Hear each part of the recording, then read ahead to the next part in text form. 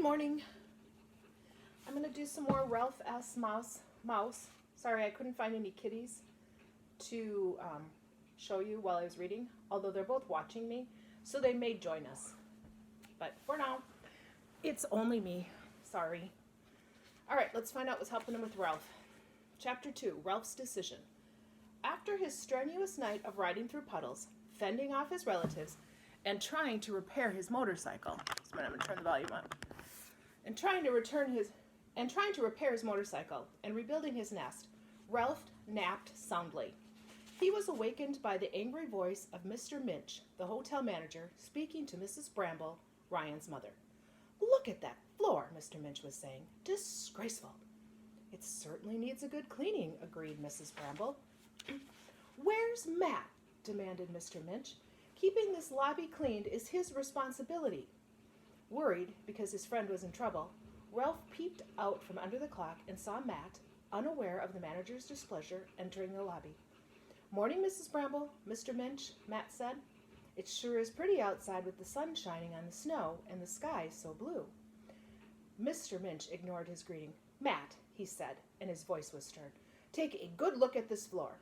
Dried mud on the linoleum. Mouse droppings all over the place. It's a disgrace. And the whole lobby smells, well, mousy." "That's funny," thought Ralph. "I can't smell a thing." Matt looked at the floor. "Well, I'll be jiggered," he said. "How do you suppose that happened? It looked clean enough last night." "Liar," thought Ralph with affection. He knew Matt would never say a bad word against mice. "Never mind how it happened," said Mr. Murch. "Exactly what do you plan to do about it?" "Now take it easy, Mr. Murch," said Matt. "I'll have this place cleaned up in no time." "See that you do," said Mr. Minch. "This may not be a first-class hotel, but there's no excuse for a dirty lobby. I realize that late arrivals often leave muddy floors, but mouse droppings? If I continue to find signs of mice, I shall have to let you go." "That's not fair," thought Ralph, who did not want to lose his loyal friend. Matt had been part of the hotel as long as he could remember, much longer than either Mr. Minch or Ryan's mothers. Most employees did not stay long at the Mountain View Inn. "Yes, sir." The cheer had gone out of Matt's voice. Ralph, who came from a long line of intelligent mice, knew that most of his relatives had learned to avoid traps and poisons. He was not sure about his littlest relatives, however. What was left after traps and poisons? Cats. Ralph shuddered at the thought of bloodthirsty cats stalking his innocent little brothers and sisters and cousins. The littlest ones, who always became entangled in the carpet fringe, would go first. A skier who was looking at the headlines on the newspaper on the rack near the door overheard the conversation between Matt and Mr. Minch. "There's a new electronic mouser on the market," he volunteered. "It makes a noise only mice can hear and drives them out of the building in a hurry." "I'll look into it. Something has to be done around here," said Mr. Minch as he returned to his office. Ralph shuddered at the thought of an electronic mouser sending his family screaming into the snow to freeze to death. Mrs. Bramble wanted to say something pleasant to Matt after the unhappy incident. "One good thing about the ski crowd," she remarked. "They may track in snow, but they don't bother to drip a lot of clothes and clutter drip dry a lot of clothes and clutter up bathrooms." With that cheerful remark, she went upstairs to count sheets and towels in the linen room. "More like a fourth-rate hotel, if you ask me," muttered Matt, who had seen better days. He dragged out the vacuum cleaner. "Old Minch will never spend a nickel on electronic mouser. How am I supposed to get rid of the mice? Say, 'Please, mousies, go away so old Mr. High and Mighty won't throw me out in the cold?'" As the vacuum cleaner roared back and forth across the carpet, Matt looked so worried that Ralph began to worry too. What if the old man really did lose his job in the middle of winter? Where would he go? And what would Ralph do without his friend?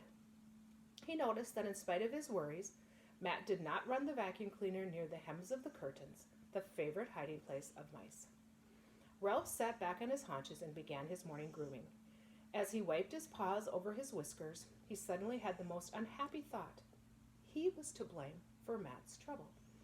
If he had been an ordinary mouse without a motorcycle, all his little relatives would have not come flocking to the lobby.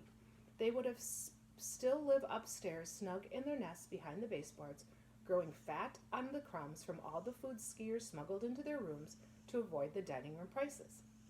Matt paused at his washing to think. If he moved back upstairs, his relatives would follow. But what about his motorcycle?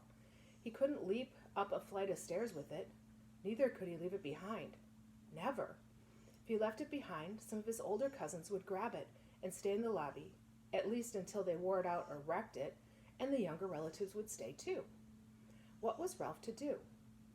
He was still turning over this problem in his mind when the clock above him ground and groaned and managed to boing out 8 bongs, right on schedule.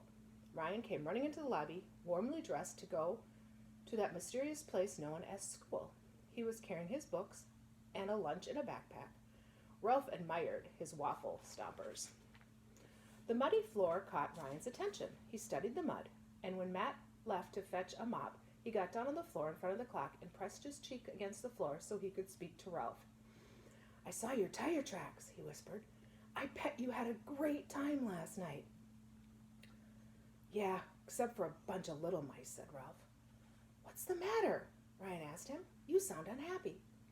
Suddenly, Ralph knew what he had to do. He thought fast, which was easy for him. Mice often have to think fast to survive.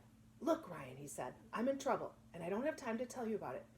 Just take me and my motorcycle with you, and don't ask questions." "To school?" Ryan was surprised. "Come on," begged Ralph. "We're friends, aren't we?" "Sure, we're friends," agreed Ryan, "but there's no time for buts," said Ralph, who knew Ryan would soon have to leave to catch the school bus. "Well, okay, if you say so," said Ryan. By the time okay had passed Ryan's lips, Ralph was whirling out his motorcycle with his crash helmet dangling from the handlebars. "I'll stay out of sight," he assured his friends. "There must be some place at school where I can live." All right, so Zoe did join us. It was funny, she joined us right during the cat part. So that's where I'm going to stop for Ralph S. Mouse today. Enjoy the day. It looks like it's sunny outside, and I'll see you tomorrow.